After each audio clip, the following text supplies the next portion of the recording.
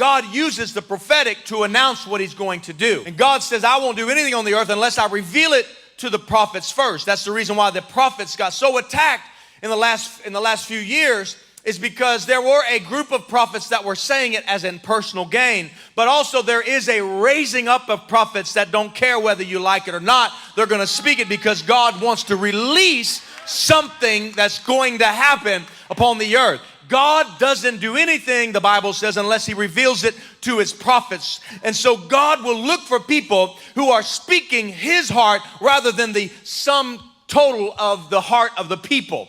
So God is looking for somebody who will lean their ear to hear what he wants to say rather than what the people want to say. I have to block it out some type of way. I gotta play music so I don't hear God anymore. I gotta play music when you're supposed to strengthen your gifts. You get it? Why do you think God allows us to go through the warfare sometimes? Because when we go through the warfare, that's also teaching us how to use our gifts. That's also strengthening us in our gifts, because now we're able to discern good from bad. Now we're able to discern the voice of the Lord from the voice of the enemy. Do you get what I'm saying? Now we're able to discern, if we have the gift to see, now we're able to discern how the devil does twist things and make things look like what it's not. You get what I'm saying? Or what, and how God will show us something, and we have to discern whether it's God or not, or how God can show us something and we take exactly what he has shown us and we bring it into reality by doing every single thing that we saw that he's shown us. But in order to get to that level, we have to go through warfare, and we have to discern during the warfare. In order to go to the next level, we have to acknowledge our gifts, and they don't want us to acknowledge our gifts. So I'm here to tell y'all, sit back and just let things fold. If you say you trust God, trust God. You know what I'm saying? Trusting God is also, it's an action. You know what I'm saying? You're not chasing it. You trust in God. You believe in God that he will bring it through at the perfect time. You don't want nothing undercooked. You want that thing fully cooked. You want it fully right. You know what I'm saying? And I'm telling you, some of y'all, all I'm going to say, y'all,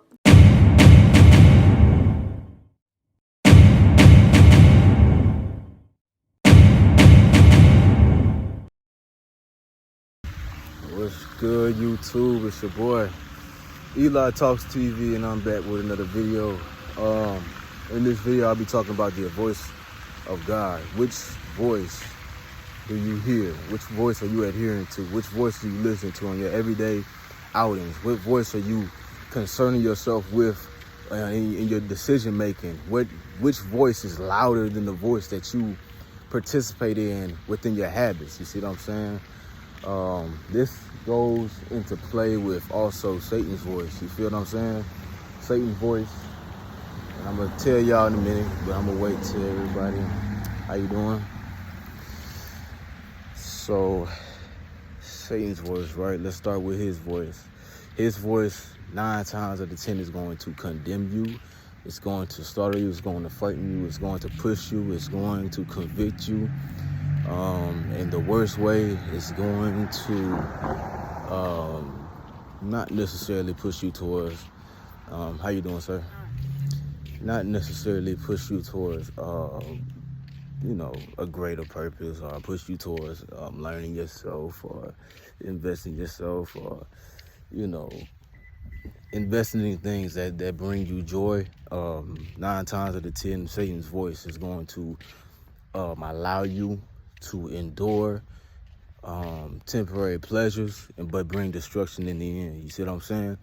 9 times out of 10 is going to detour you from God's voice and allow you to suffer more than you are even meant to suffer. You see what I'm saying? So a lot of times, as we look into society, right, as we look into all the things that make up our society, all the things that society or even America was built on, what voice was leading certain people towards war? What voice was leading certain people towards violence? What voice was leading these people to do the things that they did in slavery and stuff like that? This goes all the way back to you feel me, the very beginning. When we think about Genesis, when we think about what happened with Satan and Adam and Eve, the voice of Satan was luring them. It lured them to biting of the apple. You feel what I'm saying? To eating that apple, knowing damn well they was not meant to eat that apple. They was not meant to discover that hidden knowledge that God kept away from them, because God's a lot of times God's protection comes from us being separate from the things that we want, the things that we think we need. You see what I'm saying? So there's protection over that. But anyway, Satan, he is going to lure you and help guide you in his way. You see what I'm saying? He's going to help guide you in a negative manner. You see what I'm saying? Instead of a positive one. You see what I'm saying? So a lot of times Satan's voice is what's luring this generation to do the things that they do, to listen to the music that they listen to involve themselves in the activities that they involve themselves in. And a lot of times we try to differentiate that from, okay, is it God listening? Am I actually listening to God's voice whenever I do these things? Or is it Satan pushing me to do these things? You got to realize the end all be all of the outcome that is that you're being dealt with when you make these decisions. When these decisions are being made, you know, how do you feel after that decision has been made?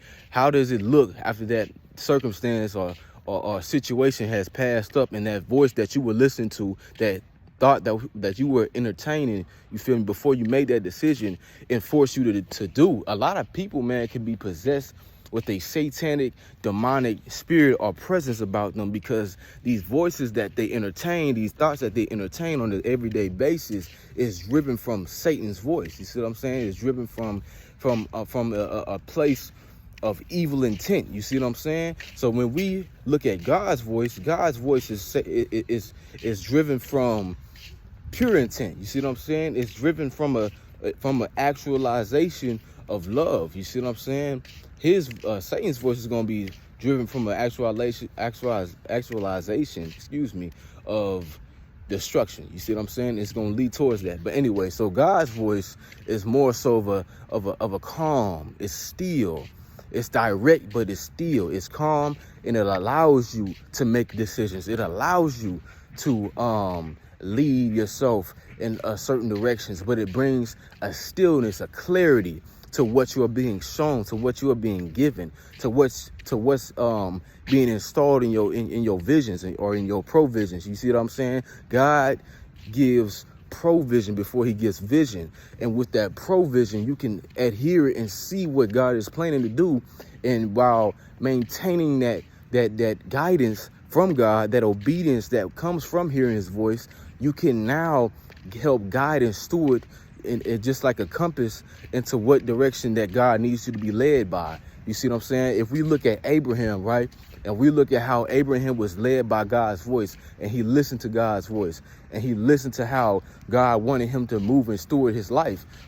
Abraham was guided because he was obedient first and foremost. He was disciplined second, and he endures third. You see what I'm saying? All three of these factors is what you must have to adhere to the voice of God. And without that patience that God gives us as his stewards, as his lamb, as his prophets, you see what I'm saying? As his good-hearted, pure-hearted people, you see what I'm saying? He allows for us to have a certain God-like patience when it comes to dealing with circumstances, situations, and even people. You see what I'm saying? So this is how we get people who prophesy. This is how we get people who can discern in the spirit, who can call spiritual meanings out before they even happen. What's going on in the spirit? What's going on, before it, manifests in the natural, in the physical. You see what I'm saying? That's how we can call that stuff out, because we can listen, adhere, and observe before we do it. That's patience. That comes with precision making, strategic. God is very strategic in his decision making. This comes from wisdom. You feel me? Wisdom is backed by understanding. If we can understand why we are making these decisions, and it comes from provision, it allows us to see the vision for our lives, and it allows us to see the vision that God has for us, because we are listening to a voice that is guided behind good intent, pure intent. So this causes for you to have a more pure, positive life with good intentions towards those who are around you, and they will bring good intentions back to you because you have the Spirit of God within you. So this voice, God's voice, will allow you to make the right decisions. Satan's voice will allow you to make the wrong decisions and will push it on you as to why you made that decision. Let's take pornography for example. Let's say those who struggle with porn, right? Anytime you feel me, you got done watching that porn, you felt good in the moment, right? Anytime you got done having sex, you felt good in the moment, right? Anytime you got done partying, you felt real good in the moment. You feel what I'm saying? Anytime you got done doing whatever you felt like, anytime you felt real good about that decision that you made in the moment, you feel what I'm saying? It was a rush to it. It was an adrenaline rush to it, but it was forced. You see what I'm saying? You may not know it was forced, but due to the flesh, a lot of times we succumb to our flesh. A lot of times we succumb to that internal guide that's giving us this information on how to decision make in a moment. You see what I'm saying? Satan is a temporary pleasure. He's a temporary type of being. You see what I'm saying? He brings you luxuries with a temporary price. It always comes with a price about what not God, but what Satan brings you. You see what I'm saying? And in the end, it leads to damnation. You see what I'm saying? That's why after you get done doing these activities, after you get done doing what you do, which is, it may result in sin, you feel very shameful. You feel guilt. You feel like, you feel me? Your self-esteem lowers. You see what I'm saying? You don't feel a lot of self-worth about yourself. You start to doubt yourself. You start to doubt God. You start to doubt that inner voice that was telling you to do this thing the right way. You start to doubt that inner voice that was telling you to move the right way. And instead you choose your own way. The more you choose your own way, the more your life starts to really reflect the ways of Satan. The more you choose God's way, the more your life starts to reflect the life of God. This is how we can tell who has the fruits of the Spirit. This is how we can tell who has who has the Holy Spirit within them. You see what I'm saying? A lot of people talk the talk, but don't really walk the walk. You see what I'm saying? A lot of people say that they, you feel me, got love for one another, but really they got the hate of Satan in their hearts. And it comes out through what they speak, because the voices that they listen to is telling them how or what to feel in that moment. You see what I'm saying? And so it's coming out from the heart. And from the heart, the abundance of the mouth speak. So from the abundance of the heart, the mouth speaks. So it comes out through their character. It comes out through what they say. It comes out through how they live their life and how they maneuver through their life. It comes out in the people they hang around. It comes out in the people that they associate themselves with. It comes out in the activities that they partake on an everyday basis. And it shows which kingdom that you're riding for. You see what I'm saying? It shows who you really riding for. You see what I'm saying? And so if we say that we are of the kingdom of God, it's got to show in our actions. It's got to show in how we carry ourselves. It's got to show in our character. It's got to show in how we adhere to the obedience of God and his words. You see what I'm saying? And that will show up as fruit in our life. Now, if the voice of God isn't being, modeled in your life, then it will show in how your life looks. So we ain't always got to tell, who is a real Christ follower or not, or who is really for God. You can just tell by, their lifestyle. What is their lifestyle saying? The lifestyle the actions is always going to speak louder than the words. You see what I'm saying? Anybody can say it. You feel me? So that's why a lot of times we have to stay, even as Christians, on our P's and Q's whenever we result ourselves to the world, whenever we result ourselves to how the world moves. Because a lot of times, how the world moves can incorporate itself in how God moves. And so now God is no longer in that spirit. He is no longer in that house. Just like Abraham, we have to adhere to the voice of God and follow his direction. Just like Moses, we have to adhere with the voice of God and follow his direction. And then it shows up in our life through how we move. And then we end up with a prosperous life in the end, because maybe it looks hard in the beginning, but in the end, it brings us prosperity. It brings us joy. It brings us abundance. It brings us this sense of self. It brings us this sense of stillness, purity, peace, because we've done it the way of God. We've done it God's way, the righteous way. You see what I'm saying? Now it's I feel like this is important, because this is how we are going to determine how to move the generation forward into having a more positive impact on each other's lives. You see it with even Takeoff and how he died, not to put his business out there. R.I.P. to that man. Much respect to him and his family. You feel me? I'm praying for him. But you see it even with the music. You feel what I'm saying? A lot of times we speak, and this goes back to the words that we say. A lot of times we speak because out the heart, it's gonna come out. And so what you speak, what you say is going to come right back to you, because this is the law. This is the law of cause and effect. This is the law of attraction that's happening in the atmosphere spiritually before it manifests itself physically. You see what I'm saying? So then it shows up in your life. So if you speak guns, if you speak killing, if you speak, you feel me, death and always wanting to fight, you feel what I'm saying? It shows up in anger. It shows up in your heart, and then it shows up in your life because you manifested that spiritually without you even noticing, because your words hold power.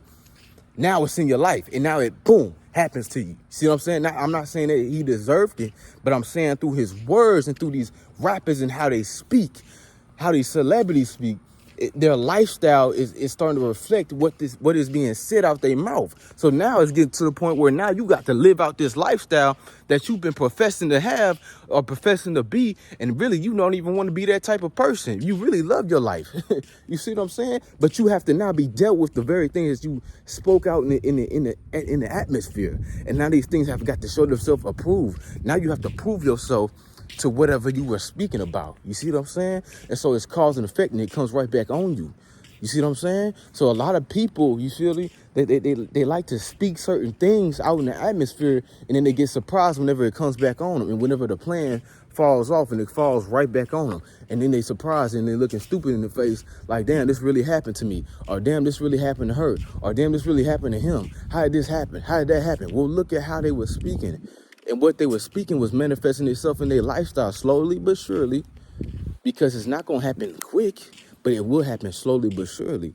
So really, I just want to make this quick, because us realizing the voice of God and then the voice of Satan is so important to how we have to move now in this generation and in these last days. You know what I'm saying? Because whatever voice that we entertain is going to show itself in our life. It's going to show itself in our habits. It's going to show itself in how we carry ourselves. You see what I'm saying? It's going to show itself. So you got to realize, okay, who and what am I producing? Who is around me? You feel me? And are these people sent by Satan, or are they sent by God? But first, you got to determine, what are the words that I'm speaking? What's the actions that I carry? And whatever actions or words that you speak is what you're going to, it's cause and effect. It's what you're going to get right back. So if you can understand that, then you can understand what's in your life and what needs to be exited out your life. You see what I'm saying? So then we come to a conclusion. So hearing the voice of God and hearing the voice of Satan all has to do with soul. God meaning soul, Satan meaning flesh. You feel me? Ego. You feel me? God is not of ego. He is not of the very things that we try to control. God is that he doesn't need control. He's always in control. You see what I'm saying? He's always got certain things always aligned. He's a God of alignment. He's always got things aligned in chronological order as to what's going to happen. You see what I'm saying? And he allows for things to play out the way that they need to play out, because it's already said.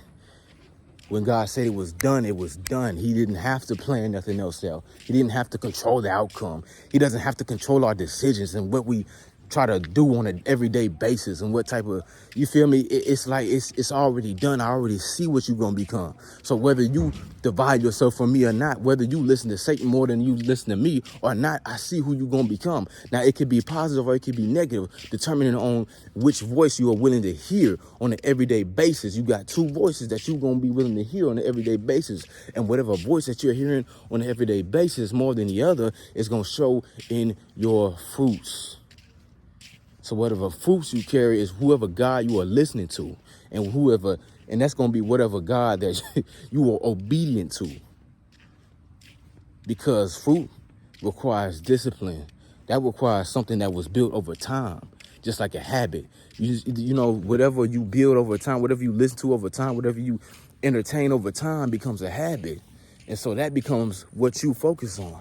That becomes your new lifestyle. That becomes who you become moving forward.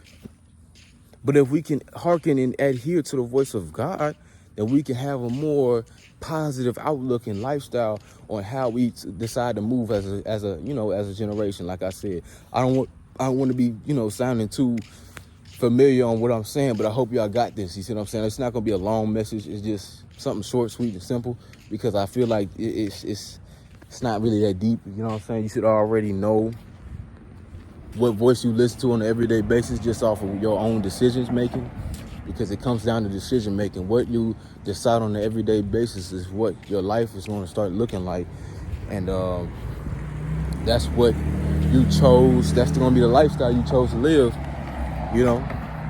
because it's going to reflect in the words that you speak, and it's going to reflect in the decisions that you make. And this will determine if you will listen to the voice of God, and this will determine if you will listen to the voice of Satan. And then it'll also weigh out which voice has more control over your life. You see what I'm saying? If the voice of Satan has more control over your life, you will be serving that God through your actions. If the voice of God has more control over your life, you will be serving that God through your actions. You see what I'm saying? Plain and simple. That is, plain and simple. So I'm going to leave y'all off with that. Hopefully y'all got the message. Y'all stay easy, man. Be easy. I got plenty more to come from where that came from. There's a lot to talk about. It's a whole lot to talk about. So I got to get back on my grind. You feel me? So y'all can see this pretty face. I'm just playing. But I need to get back on my grind and get back to making these videos and get back to pushing these videos out, because a lot of times we need God's voice to come through his messengers. And if we are called to be God's chosen, then we need to bring that message to the people. You know what I'm saying? Because that's our job.